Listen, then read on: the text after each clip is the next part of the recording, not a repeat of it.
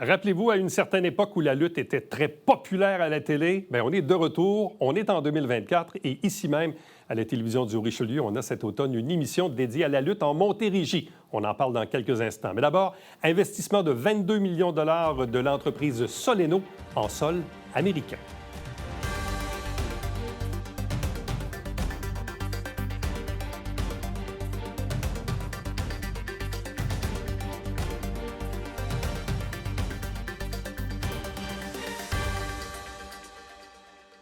Une entreprise de chez nous est en pleine croissance avec notamment une nouvelle usine du côté des États-Unis. C'est un investissement de 22 millions de dollars. Je parle ici de la compagnie Soleno. Avec nous, son président, Alain Poirier. Bonjour et bienvenue. Bonjour.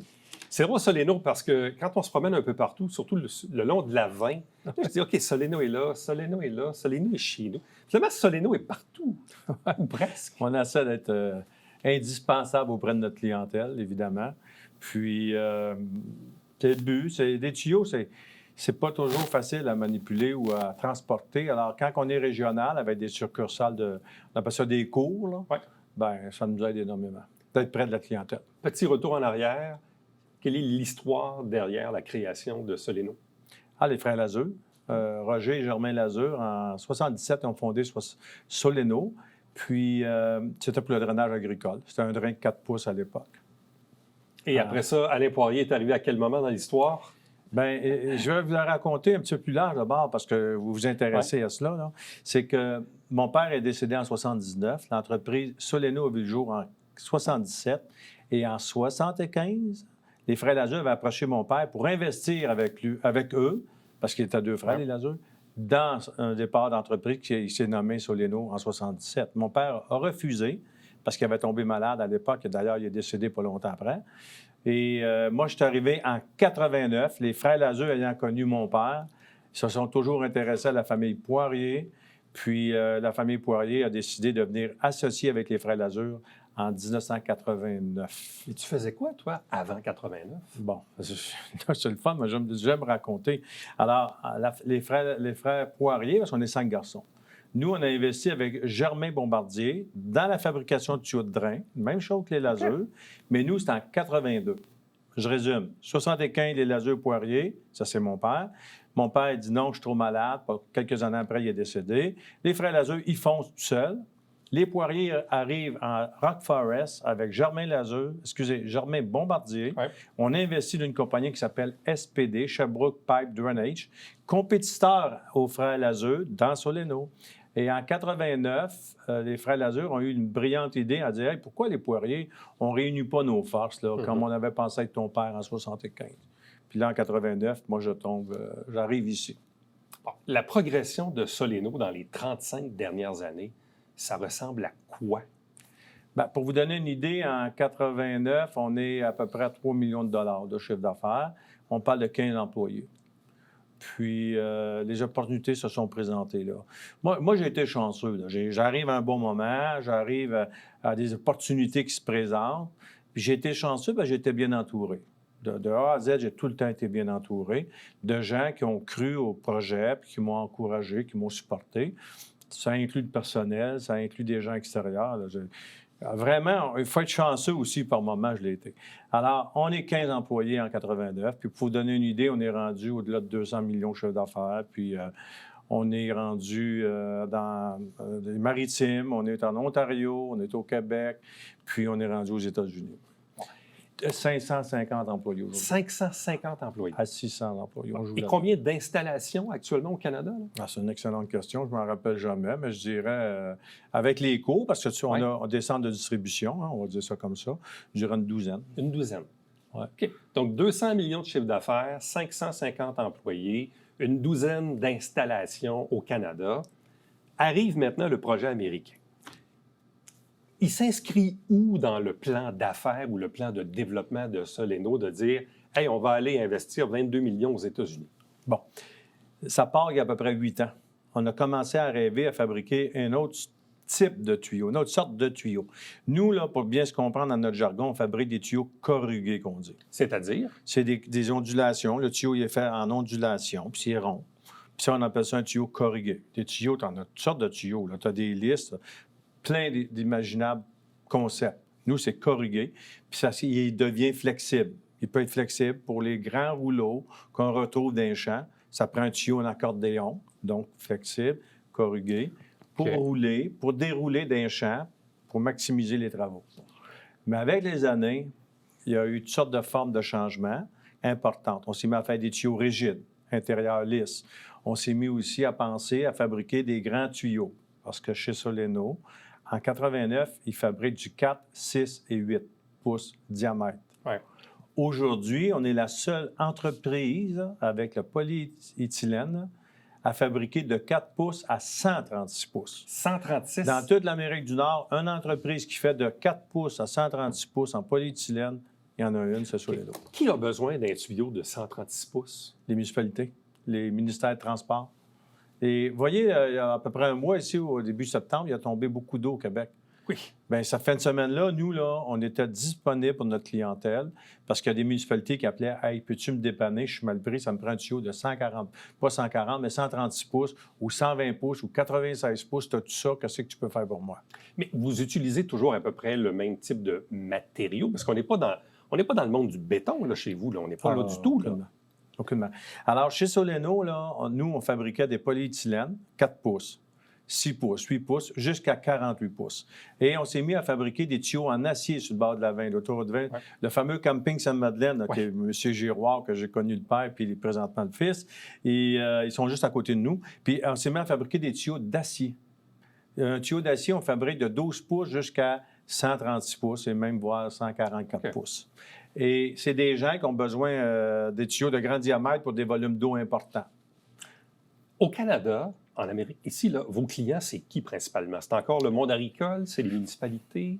Non, on est rendu sur, je dirais, 4-5 facettes, là, ou en tout cas, marchés différents. On a l'agriculture.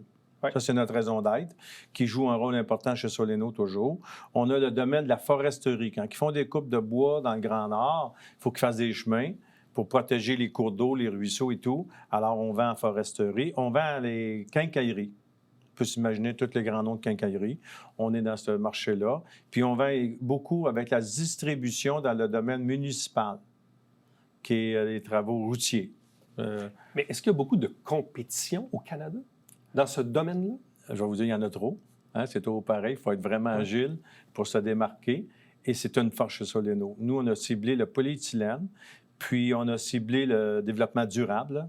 On a ciblé des produits complémentaires, les tuyaux d'acier, les tuyaux de plastique, le textile. Et après ça, on offre un amalgame de produits, d'accessoires fabriqués sur mesure. Bon, revenons au projet américain. Pourquoi aller s'installer? Vous êtes, je pense, à Syracuse, hein? C'est ça, dans l'État de New York? Oui, c'est ça, Saratoga. Saratoga, pardon. Saratoga. Pourquoi s'installer à Saratoga, aux États-Unis? Bien, écoutez, ça a commencé que, évidemment, Soleno vend aux États-Unis. On est à 20 minutes, là, puis on traverse, là. Puis notre marché américain prend de l'ampleur chez Soleno.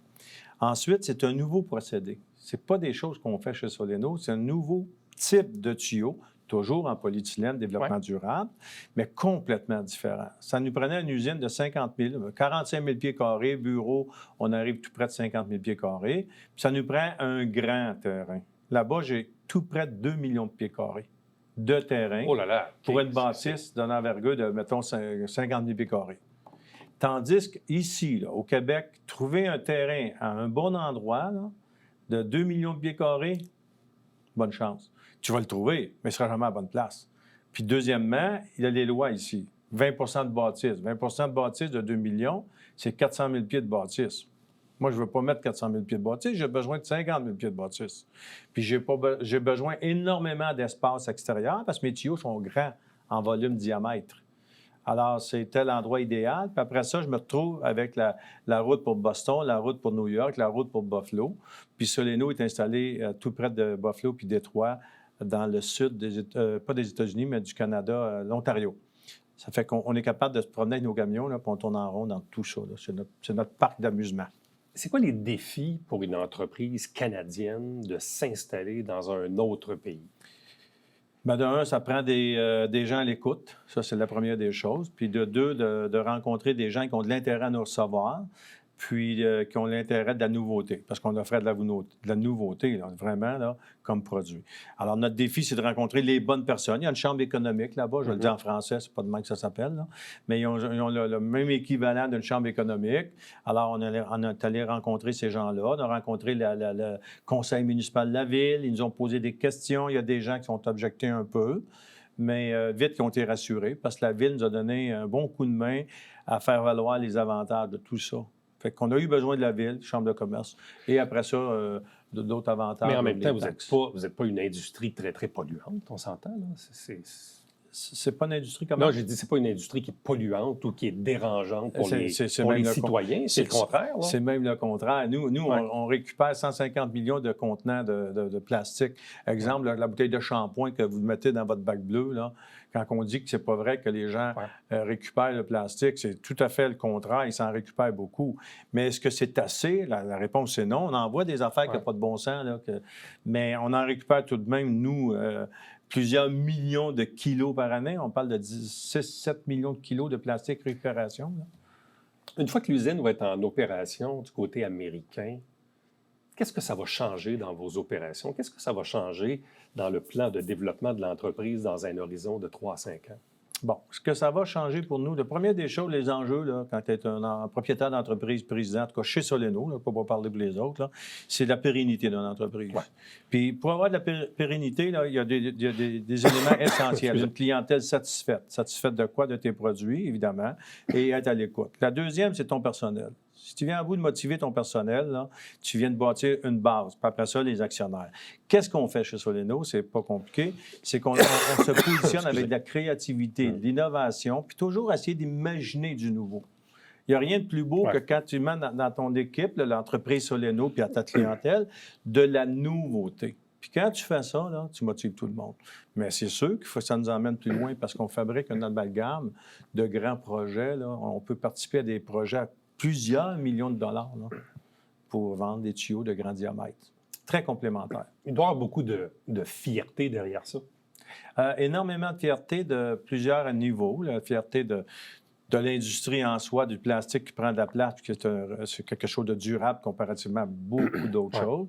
Mais après, il y a la fierté personnelle, parce que l'entreprise familiale, j'ai mes fils, que ma fille n'est pas encore là, peut-être un jour, mais j'ai mes 2 fils qui sont là, j'ai François Pépin, et là, je pourrais en nommer des dizaines d'employés. Là. Je suis très fier, moi, de... Je me suis fait dire souvent, quand j'étais plus jeune, de ne pas tomber en amour avec l'entreprise, puis de ne pas tomber en amour avec son personnel. J'ai fait le contraire. C'est dur, hein? Moi, j'ai tombé en amour avec mon entreprise. J'ai tombé en amour avec mon personnel. C'est tellement important. Puis c'est ça qui fait le succès de Soleno et ma fierté personnelle ainsi que l'entreprise. Et une fierté régionale pour nous, de voir une entreprise comme celle de Soleno, voir qu'elle s'agrandit et qu'elle croît maintenant avec un investissement du côté américain. Alain Poirier, merci beaucoup. Félicitations. Bonne chance pour la suite. Merci beaucoup. Ça a été agréable de m'exprimer. Restez avec nous. Plaisir. On vous revient après ceci.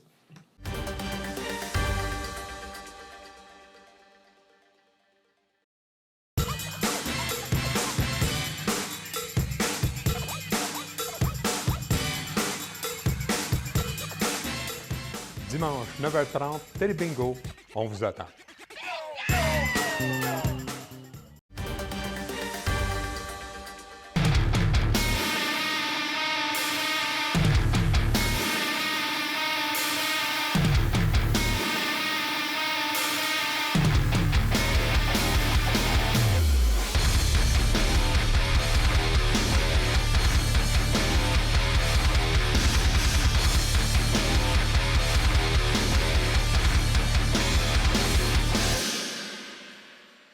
On dirait qu'il y a comme un regain de popularité pour la lutte. La lutte qui est un divertissement qui est drôlement intéressant. Et c'est intéressant de voir qu'en 2024, ça existe encore. Il y a des gens qui sont passionnés par la lutte. Et savez-vous quoi? La lutte est tellement populaire qu'elle se retrouve ici même à la télévision du Richelieu, où il y a maintenant une nouvelle émission dédiée à la lutte. Pour nous en parler, il s'appelle Éric Ouimet. Il est le président et cofondateur de la Fédération montérégienne de lutte. Bonjour et bienvenue. Enchanté. Qu'on appelle la FML. Oui, exactement, Fédération montérégienne de lutte. Ça existe depuis 5 ans. Oui, 2019. Ça a parti comment? En fait, c'est à partir de moi et ma conjointe qui a voulu créer quelque chose d'unique. Parce que moi, je fais ça depuis que j'ai 16 ans. Je tombe à 40 au mois de novembre. Donc, ça fait un bon moment que je baigne dans la lutte. Puis on s'est dit, pourquoi pas, c'est l'évolution naturelle de se partir quelque chose, moi et elle, un projet commun de couple. Puis c'est là que c'est né notre amour de la lutte puis de la culture en général. Est-ce qu'il existe plusieurs fédérations de lutte au Québec ou des fédérations plus régionales? Oui, en fait, il y a plusieurs promotions à travers, je vous dirais, quasiment une trentaine à travers le Québec. Mais avec le visage que vous me faites, effectivement, c'est pas très connu, malheureusement. Puis c'est un peu ça qu'on veut. On veut mettre les yeux sur un produit, sensiblement qu'est-ce qu'on voit déjà à la télé, plus local, mais le même genre d'expérience pour toute la famille.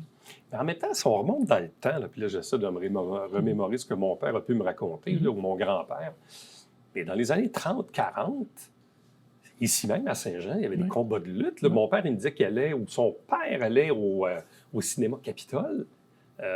Et il y avait une scène à l'époque. C'était aussi populaire que le hockey. C'était aussi populaire que le hockey. Là. Oui, carrément. Puis c'est sûr que le médium a évolué, les mentalités ont changé aussi. L'aspect peut-être plus spectacle prend plus d'emphase maintenant. C'est comme regarder un film au même niveau. Les gens savent comment que le film va finir plus ou moins. Mais ça reste un divertissement pour toute la famille. Puis les gens, ils trippent. Ils aiment ça. Et au cours des 5 dernières années, puis là, on comprend qu'il y a eu la COVID à travers ça, mais quelles sont les activités ou les spectacles en lien avec la Fédération Montérégie? En fait, on a fait le Vieux Saint-Jean la nuit 2 années de suite. Oui, donc, qui était tout juste ici à côté. Juste à côté. Le ring était juste à côté. Merci beaucoup. Tout à fait. On se promène, on fait des campings, entre autres. On a même été dans des écoles secondaires. Spectacle de fin d'année d'école secondaire. On fait des festivals, des foires agricoles. Je suis en négociation avec plusieurs foires agricoles à travers la Montérégie. C'est mon secteur. Moi, je vous dirais Montérégie, peut-être un petit peu dépassé l'Estrie. J'essaie de rester 1 heure autour de chez moi. Passer 1 heure, ça devient long un peu, puis ça vient loin amener tout. Il y a combien de lutteurs en Montérégie? Beaucoup. Je vous dirais au moins une trentaine. Au moins une trentaine. Wow! Ouais. Comment vous faites pour les attacher, ces gens-là, pour les amener dans votre fédération à participer à vos activités que vous produisez? Bien, le truc, c'est qu'un lutteur, par défaut, c'est un travailleur indépendant. Donc, c'est vraiment... Moi, je n'engage pas temps plein des lutteurs, évidemment. Moi, c'est sur le côté, là, j'ai une job à temps plein, tout ça. Donc, c'est des travailleurs indépendants qui décident... Moi, je les communique, évidemment, avec mon expérience que j'ai dans la business... Excusez-moi l'anglicisme, la lutte, j'ai développé des contacts. Donc, si je vois, exemple, on s'en va à Saint-Hyacinthe, je connais les lutteurs qui sont de Saint-Hyacinthe, je vais leur écrire proactivement « Hey, prochain spectacle, telle date, êtes-vous disponible? Oui, non. » Et ensuite, on y va comme ça. Et cette trentaine de lutteurs en Montérégie, est-ce qu'ils ont aussi d'autres activités ailleurs au Québec, au Canada ou aux États-Unis? Bien, effectivement, c'est ça l'avantage d'être indépendant, c'est que eux, exemple, si la FML n'a pas de spectacle un soir, ils peuvent aller ailleurs, ils peuvent aller en Ontario, ils peuvent aller aux États-Unis, ils peuvent aller à d'autres promotions au Québec, parce qu'il y a un spectacle de lutte, au moins 1 à 3 chaque fin de semaine partout au Québec. Qu'est-ce qui fait que tu es tombé en amour avec la lutte à l'âge de 16 ans? Ma grand-mère. Rien de plus, rien de moins. C'est carrément ça. Regardez, elle, c'était les jeux... C'est étrange, là, ça avec du recul. Puis ça... C'est étrange. Elle, c'était les jeux vidéo et la lutte. Donc, ma grand-mère m'a transmis sa passion des jeux vidéo et de la lutte. On va dire ça comme ça. C'est spécial. C'est très spécial, effectivement. Pourquoi elle aimait la lutte? J'imagine peut-être pouvoir se défouler, crier après sa TV. Tu sais, quand on a des grosses semaines, des fois, notre boss, on a le goût de... Ben, on sort ça la fin de semaine devant des lutteurs. Ben, tu sais, des fois, on remonte dans notre mémoire. Tu sais, moi, je me rappelle quand j'étais très jeune, tu sais, on voyait Édouard Carpentier. Puis je me rappelle, c'est à l'époque où on disait Télé 7 à Sherbrooke. Puis, mais tu sais, puis après ça, ça s'est un peu perdu de vue. Puis bon, tu sais, oui, évidemment, il y a les grandes fédérations américaines qu'on connaît, là. Mais bref, la télé, la lutte était dans nos télés il n'y a pas si longtemps que ça. Ça s'est un peu évaporé avec les années. Je voudrais, et c'est un peu ça aussi, il faut évoluer avec le temps. C'est pour ça qu'on est très, très réseaux sociaux en ce moment, parce qu'il faut justement rattraper les jeunes. Et là, les jeunes emmènent leurs enfants. C'était un petit peu plus âgés qui tripaient à la lutte quand ils étaient plus jeunes, à la TV, justement. Puis on ne savait pas qu'il y avait de la lutte. dès que j'entends ça, puis après ça, je vois les enfants acheter, exemple, des photos de lutteurs ou des bracelets d'amitié. Une de nos lutteuses a des petits bracelets d'amitié. Les enfants trippent. J'ai vu justement ce matin, je me promenais dans les réseaux sociaux, il y a des personnes qui nous ont mis sur les réseaux sociaux, FM Lutte, tout ça, photo de la petite fille avec une signature puis le petit bracelet d'amitié, c'est adorable. C'est fou parce que moi, dans mon entourage rapproché, j'ai des tripeux de lutte que je ne savais pas. Bon, entre autres, à la radio ici à Saint-Jean, Ghislain Plourde, qui est un petit gars de Saint-Grégoire qui tripe sur la lutte depuis très longtemps, le baseball aussi, mais la lutte. Benoît Cossette, avec qui j'ai travaillé à la radio à Montréal, à Énergie, entre autres. Je dis, quoi, tu tripes sur la lutte? Il me dit, il les connaît tous, là. Je connais personnellement Ben Cossette, effectivement. C'est fou, là. C'est comme un monde un peu parallèle. Effectivement, c'est une petite bulle, mais moi, ma mission depuis 5 ans, c'est de rendre ça accessible à tous. Avant tout, un divertissement culturel accessible à tous. Bon, comment arrive maintenant le projet de télé? Parce que, tu sais, je disais tantôt, il y a 40-50 ans, on avait de la lutte à la télé, ça s'est un peu perdu de vue. Là, on est en 2024, puis ici même à la télévision du Richelieu, on a là, depuis quelques jours à peine un premier épisode là, qui est sorti, et ça s'appelle FM Lutte. Ouais. Comment c'est arrivé, ce projet-là? Je vous dirais, depuis jour 1, j'ai eu le support de TVHR avec la FML. Donc, Richard et son équipe m'ont accueilli à bras ouverts, ne serait-ce que pour Sport Express et tout ça. Et il y a une belle connexion, puis j'ai senti un désir de leur part. Premièrement, ils croient au produit, puis ça vaut des millions, on va se le dire. Puis Richard me relançait de temps en temps. Hey, oublie-moi pas, il faudrait qu'on s'assise, prendre le temps de. Quand on est arrivé pour concrétiser, le COVID est arrivé. C'est carrément ça. Donc, tout a été mis sur pause pendant un bon 2 ans, mais on gardait ça en arrière de nos têtes. Quand ça va repartir, la machine, on va se réasseoir, et finalement, on s'est rassis cet été. On a pris le temps de le faire parce qu'on a toutes les deux des vies assez occupées. On fait ça comment, un show de lutte à la télé aujourd'hui? Je vous dirais, raconter une histoire, évidemment, et ça va quand même assez vite. Étant donné que je fais des spectacles, d'emblée 8 combats, plus ou moins une soirée de 2 heures, ça quand même se divise très bien en un épisode de plus ou moins 30 minutes. Donc, ça se fait bien.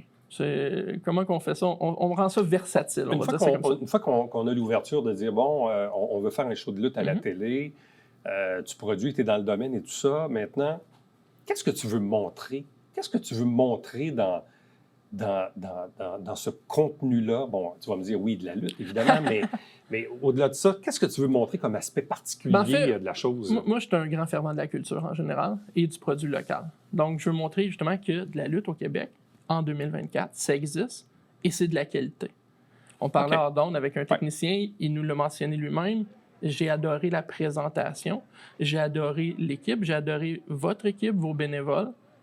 Puis je veux qu'il y ait de plus en plus de yeux qui regardent ce produit-là parce qu'ils se réalisent que finalement, c'est hot. J'aime ça. Tu veux que les gens voient au travers le show de télé la qualité. Oui, et l'expérience aussi. Et de la qualité et de l'expérience en lutte, ça se montre comment? Comment on distingue que ça, c'est bon, puis que ça, c'est pas bon, ou que c'est cheap, ou que c'est bon? C'est une excellente question. En fait, tout est dans la présentation, je vous dirais. C'est quoi, en même pas 5 secondes de vidéo, que je vois? Est-ce que j'ai le goût de continuer ou j'ai le goût de peser pause ou changer de poste? Carrément. Et c'est justement ça. Avec une marque établie, un produit défini, propre et qui fait télévisuel. C'est la qualité des costumes? Qualité des costumes, effectivement, qualité des lutteurs. Je ne m'attends pas à tout le monde avec des abdominaux d'acier, c'est pas ça le but, mais on a des personnages. Donc, tout le monde a des personnages identifiables, qu'on les aime ou qu'on les aime pas. Un décor liché, propre, qui fait télévision. C'est pas des bâches en plastique sur des rideaux. Des trucs qui semblent de base d'emblée, mais que malheureusement, à travers mes presque 30 ans d'expérience, j'ai vu. Comment on peut présenter ce genre de divertissement-là, mais tout en restant dans le bon goût, dans quelque chose aussi qui peut être familial, pas perdre de vue? La ligne, elle est où quand on présente un spectacle de lutte? Premièrement, on est inclusif. Donc, et j'ai éliminé tout ce qui est genre à la FM Lutte. Donc, il n'y a pas de division. Il n'y a pas de division féminine, il n'y a pas de division masculine. Ce que ça veut dire, c'est que n'importe qui à part égale, femme comme homme, peut gagner un titre. Donc, il n'y aura jamais, et ça, on a été clair, moi et ma conjointe là-dessus, il n'y aura jamais un titre dédié féminin à la FM Lutte. Donc, tout le monde peut... C'est un spectacle avant tout. C'est une expérience avant tout. C'est de la lutte spectacle. Et comment ne pas tomber dans la vulgarité facile ou... Il n'y en a juste pas, tout simplement. On reste dans le bon goût. Moi, j'inculque à mes lutteurs, à mon staff, voici les règlements. On commence le spectacle, il y a des règlements qui sont dits à l'écran. Voici la barre à ne pas... que tout le monde, on s'entend de ne pas traverser, et voilà. Bon, qu'est-ce qu'on voit dans les épisodes? Là, il y en a un premier qui est en Oui. ondes. Il y a combien d'épisodes au total de tournée? En fait, veux pas avec le COVID, pu avoir quand même accès à toutes nos archives. J'ai encore accès à toutes nos archives. Donc, pour les premiers épisodes, ce que je risque de faire, c'est de mettre des meilleurs moments de nos 5 ans. OK. Et éventuellement, on vise à aller avec du contenu original et nous mettre à jour. Mais on a quand même une belle archive de 5 ans. Une archive avec des gens comme Pierre-Carl Ouellette, qui ont lutté sur nos spectacles. Martin Vachon, humoriste, animateur, tout ça. Lisanne, la plongeuse. Donc, on a plein de trucs comme ça qui fait en sorte que je veux utiliser ça dans nos archives parce que c'est quand même filmé de qualité. Mais ça, c'est mon autre question. Donc, ça veut dire que ces spectacles-là avaient déjà eu une captation professionnelle? Toujours. Moi, depuis le premier spectacle, c'était mon but. Moi, je suis un fasciné de télé. J'ai un deck en communication. Et c'était un prérequis pour moi d'avoir un produit. Donc, ça veut dire que tu y pensais déjà, au-delà de présenter le spectacle devant les spectateurs, devant le public, tu avais une notion de dire on va faire une captation parce que ça va être utile plus tard. Exactement. Ça a été ma première chose que j'ai dit quand j'ai fait mon plan d'affaires, c'est par défaut, c'est un produit utilisable pour la télé jour 1. Wow. Ça fait 5 ans. Et là, depuis quelques jours à peine, tu le retrouves maintenant en ondes. Voilà. Et donc, quand même, un élément de fierté, oui, mais de satisfaction, là, de dire enfin, ce que j'avais imaginé il y a 5 ans, je le vois là. C'est concret. Puis c'est bien parce que, voyez-vous, exemple, j'étais avec Richard le Magnifique Charland, il y a environ 2 semaines, qui est un ancien lutteur, qui était justement animateur à la télévision à l'époque de la lutte en français. Puis il m'a dit, écoutez, j'ai vu votre épisode avec PCO, puis c'est toi l'animateur, puis tout ça. Puis j'étais comme, waouh, ça va vite. Tu comprends? J'étais... Wow. Puis voilà. Éric Ouimet, merci beaucoup. Ça fait plaisir. Félicitations, bonne chance pour la suite. Puis on invite les gens donc à regarder ces épisodes ici même à la télévision du Richelieu, FM Lutte. Merci. Restez avec nous, on vous revient après ceci.